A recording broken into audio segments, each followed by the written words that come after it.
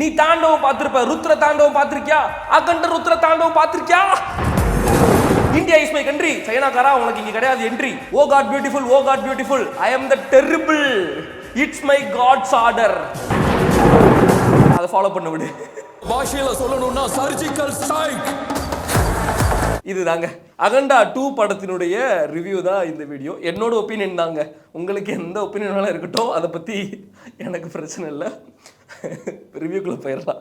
Balaiah sir நடிச்சிருக்கிறாரு. S, ஒரு legendary actor. கிட்டத்தட்ட ஒரு 50 வருஷத்துக்கு மேலே இந்த சினிமாவில் ஹீரோவை மட்டுமே நடிச்சிருக்கக்கூடிய ஒரு பயங்கரமான legendary actor Balayya sir. Balakrishna, Nandamuri பாலகிருஷ்ணாங்கிற மாதிரி எக்கச்சக்கமான பேர் இருக்குது.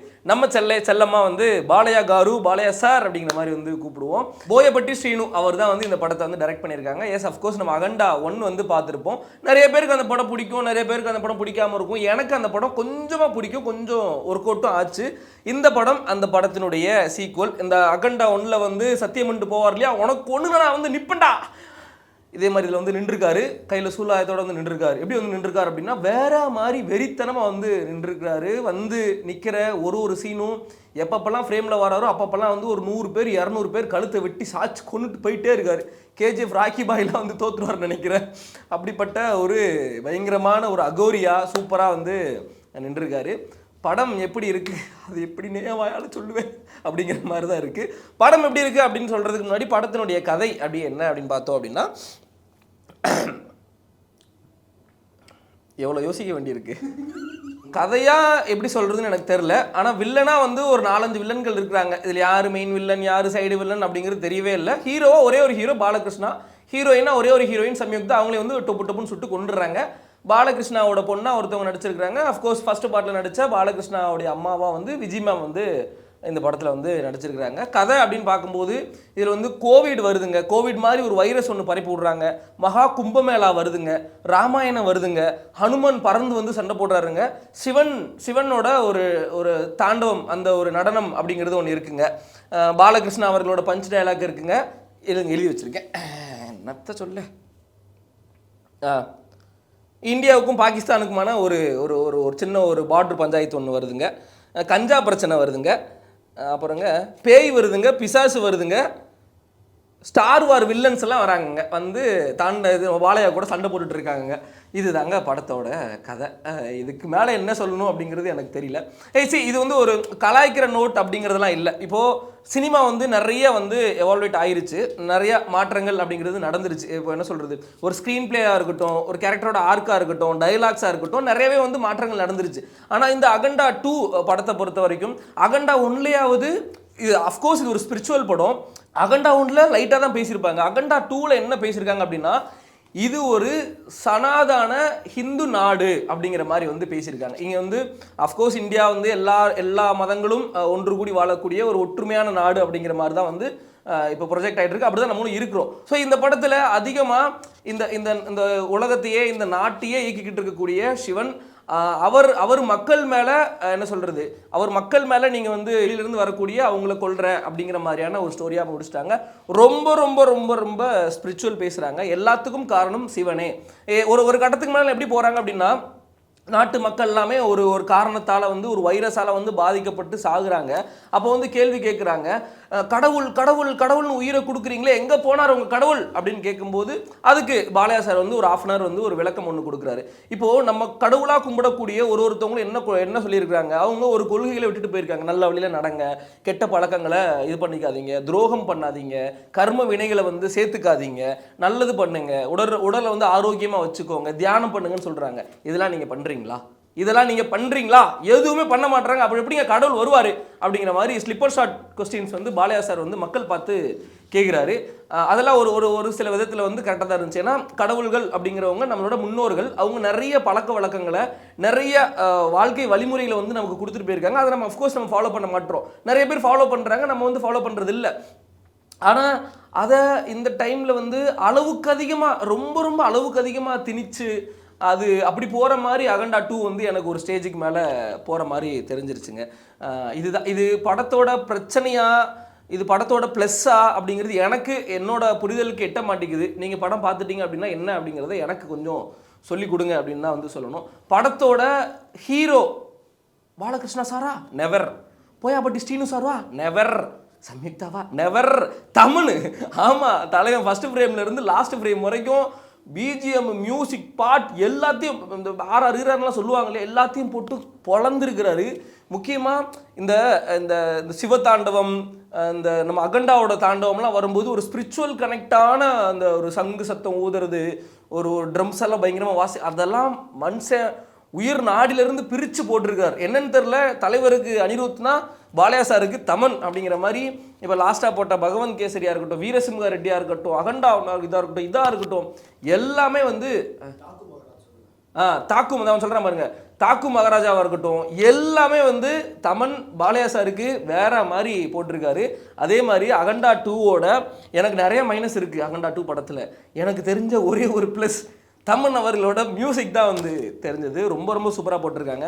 சினிமோட்டோகிராஃபி அல்டிமேட்டு, தி கோர் சூப்பராக வந்து பண்ணியிருக்காங்க. எடிட்டிங்லாம் அந்த சொன்னால அந்த ஹனுமன்லாம் வருவாருன்னு சொல்லி, இப்போ இங்கே தலைவன் வந்து ஒரு ஃபைட்டுக்கு போகும்போது கடை தூக்கிட்டு ஃபைட்டுக்கு போவார், வானத்தில் அங்கே ஒரு ஹனுமன் அப்படி வந்து ஆடாடா அப்படிங்கிற மாதிரி வந்து சூப்பராக வந்து எடிட்லாம் வந்து போட்டிருந்தாங்க.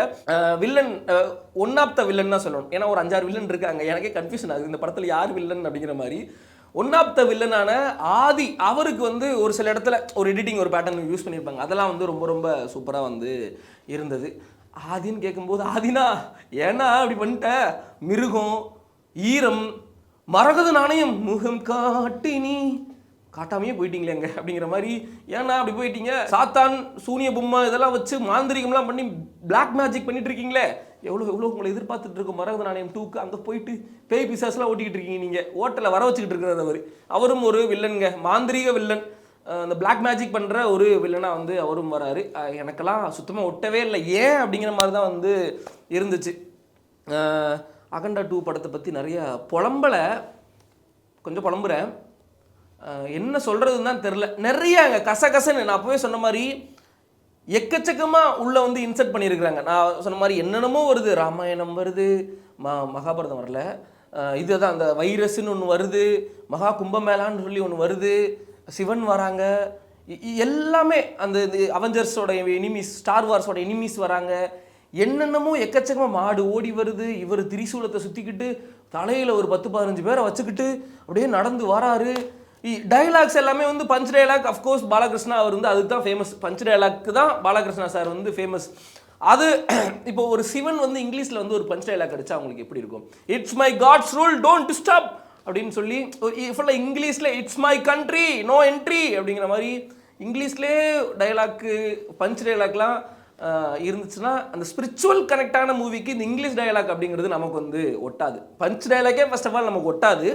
இதில் தமிழ் கலந்த இங்கிலீஷ், தெலுங்கு கலந்த இங்கிலீஷ் பஞ்ச் டைலாக்ஸ் அப்படிங்கிறது அஃப்கோர்ஸ் நம்மளால் அதை வந்து இது பண்ணிக்க முடியல. ஸோ எனக்கு தெரிஞ்ச இந்த படம் தெலுங்கு ஆடியன்ஸுக்கு பிடிக்கிறதுக்கு வாய்ப்பு இருக்குது. டை ஹார்ட் பிளட்டில் ஊர்ன பாலகிருஷ்ணா சாரோட ஃபேனுக்கு இந்த படம் ரொம்ப பிடிக்கும். மற்றபடி ஜென்ரலாக பார்க்குற ஆடியன்ஸுக்கு இந்த படம் பிடிக்குமான்னு கேட்டிங்கன்னா எனக்கு தெரியல. சினிமாவை ரசிக்கக்கூடியவங்களுக்கு இந்த படம் பிடிக்குமான்னு கேட்டிங்கன்னா எனக்கு தெரியல அப்படின்னு தான் வந்து சொல்லணும். மற்றபடி இந்த படத்தில் ஒரு 150 - 200 கோடி வரைக்கும் இந்த படத்தோட பட்ஜெட் இருக்கும் அப்படிங்கிற மாதிரி விக்கிபீடியாவில் போட்டிருந்தாங்க. அகண்டா 1 60 கோடி, பாக்ஸ் ஆஃபீஸாக வந்து 150 கோடி வந்து கலெக்ட் பண்ணிச்சு. ஆனால் இந்த படம் ஹைலி பட்ஜெட். ஏன் அப்படின்னா இதில் வந்து ஆர்ட் ஒர்க் வந்து ரொம்ப ஜாஸ்தி. நிறைய ஆர்ட் ஒர்க் ஆக்சுவலாக சூப்பராக இருந்துச்சு. அந்த சைனாவில் ஒரு வில்லன் இருப்பான், அவங்க இருக்கிற அந்த செட்லாம் வந்து ரொம்ப சூப்பராக வந்து போட்டிருந்தாங்க. ஸ்டார்டிங்கில் வந்து நம்ம அகண்டா வந்து ஒரு தியான நிலைக்கு வந்து போவார் இல்லையா, சத்தியம் வாங்கிட்டு ஒரு தியான நிலைக்கு போவார் இல்லையா, அந்த செட் ஒர்க் எல்லாமே வந்து ரொம்ப சூப்பராக வந்திருந்தது. ஸோ ஆர்ட் ஒர்க்காக இந்த படம் ரொம்ப பட்ஜெட்டை எடுத்து வச்சிருக்கும் அப்படிங்கிறது எனக்கு தோணுது. அண்ட் நிறையா ஃபுல்லாக அந்த பனி பிரதேசங்களில் தான் இந்த படம் ஃபுல்லாகவே வந்து ட்ராவல் ஆகுது. ஒரு 80% வந்து பனி பிரதேசங்களில் தான் இந்த படம் அப்படிங்கிறது வந்து ட்ராவல் ஆகுது. ஆந்திராலலாம் வரவே இல்லை போல், எல்லாம் அங்கிட்டே வந்து ஷூட் பண்ணி முடிச்சார்னு நினைக்கிறேன் நம்ம போயப்பட்டி சீனு சார். அதுவுமே வந்து நிறைய கிராஃபிக்ஸ் விஎஃப்எக்ஸ் ஒர்க்ஸ் வந்து இந்த படத்தில் ஜாஸ்தி இருக்குது. அது எல்லாமே கொஞ்சம் சுமாராக தான் இருக்குன்னு தான் வந்து சொல்லணும். ரொம்ப ஆகா ஓஹோன்னு இல்லை, ஓகே லெவலில் தான் வந்து இருக்குது. அதுக்கு 100% எனக்கு தெரிஞ்சு செலவுகள் அதிகமாக இழுத்து வச்சிருக்கிறதுக்கு வாய்ப்பு அதிகமாக இருக்கும். காஸ்டாவுமே வந்து நிறைய பேர் இருக்கிறாங்க.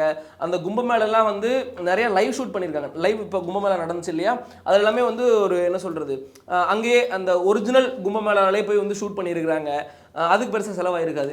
ஸோ இந்த இதெல்லாம் வச்சு பார்க்கும்போது ஒரு 200 கோடி 150லேருந்து 200 கோடின்னு வந்து போட்டிருக்கிறாங்க. அது கிட்டத்தட்ட 150 கோடியை தாண்டறதுக்கு அதிகப்படியான வாய்ப்பு இருக்குது. அஃப்கோர்ஸ் பாலகிருஷ்ணா சாரோட சேலரி அப்படி இப்படின்னு சொல்லி நிறைய இருக்கு இல்லையா. ஸோ இது 200 கோடிக்கு இந்த படம் அவ்வளோ ஒர்த்தா எடுத்திருக்கிறாங்களா அப்படின்னு கேட்டிங்கன்னா எனக்கு கொஞ்சம் இன்னும் கொஞ்சம் நல்லா எடுத்திருக்கலாமோ, ஸ்க்ரீன் பிளே வைஸாக இருக்கட்டும், ஸ்டோரி வைஸாக இருக்கட்டும், இன்னும் கொஞ்சம் பெட்டராகவே பண்ணியிருக்கலாமோ அப்படிங்கிற மாதிரி தான் வந்து எனக்கு தோணுச்சு. அதான் நான் சொன்ன மாதிரி இந்த ஒரு 2.25 மணி நேரங்கிறது ரொம்ப பெரிய டியூரேஷன் இல்லையா. இன்றைக்கி நமக்கு 2 மணி நேரம் பொறுமை இருக்கா அப்படின்னு கேட்டிங்கன்னா கேள்விக்குறியாக தான் இருக்குது. இந்த 2.25 மணி நேரத்தை நம்ம எப்படியாவது ஓட்டியே ஆகணுங்கிறதுக்காக எக்கச்சக்கமான எலிமெண்ட்ஸை வந்து போயப்பட்டி ஸ்ரீனு சார் வந்து உள்ளே இன்செர்ட் பண்ணியிருக்கிறாங்க. அது நிறைய இடங்களில் ஒர்க் அவுட் ஆகலை, நிறைய இடங்களில் போதுண்டா விட்டுருங்கடா அப்படிங்கிற மாதிரியும் வந்து நம்மளை ஃபீல் பண்ண வச்சுச்சு. நீங்கள் படம் பார்த்துட்டு எப்படி இருக்குது அப்படிங்கிறத மறக்காமல் கமெண்ட் பாக்ஸில் கௌதம் என் குடும்பம் 2 குடும்பம் ஷேர் பண்ணிக்கோங்க. அண்ட் மன்னிச்சிருங்க. தேங்க்யூ.